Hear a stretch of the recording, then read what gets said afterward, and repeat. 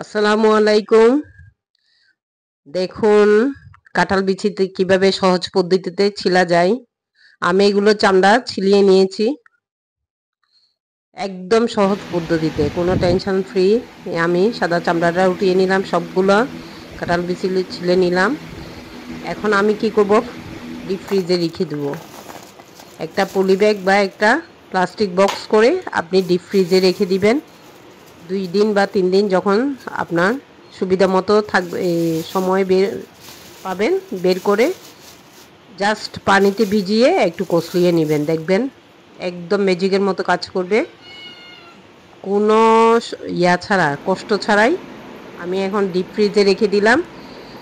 আমি সময় পেয়েছি তাই ছিলে রেখেছি, এবং আমার আসলে দরকার ছিল না, তাই আমি ডিপ ফ্রিজে রেখে দিলাম। এখন যখন আমার প্রয়োজন হবে, কাঁঠাল বিচি বাইরে রাখলে নষ্ট হয়ে যায়, সেই জন্য আমি চামড়াটা ছিলে, উপরে সাদা চামড়াটা ছিলে ডিপ ফ্রিজে রেখে দিয়েছি 2-3 দিনের জন্য।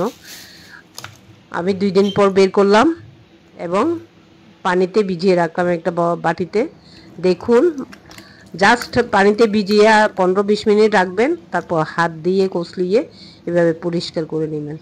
কোনো টেনশন নাই, একদম সহজ পদ্ধতি। এর চেয়ে সহজ পদ্ধতি আসলে আর কাঁঠাল বিচি ছিলার আর কোনো সহজ পদ্ধতি নেই।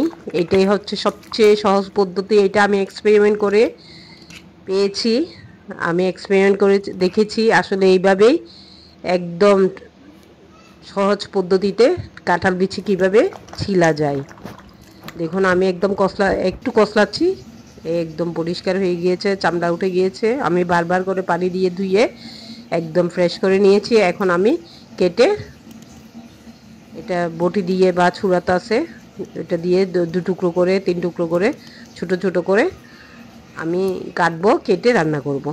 একদম সহজ পদ্ধতিতে কিভাবে কাঁঠাল বিচি ছিলা যায় তাই আপনাদেরকে আজকে দেখালাম, একদম ভিডিওটা শেয়ার করলাম আপনাদের জন্য। দেখুন, একদম পরিষ্কার হয়ে গিয়েছে।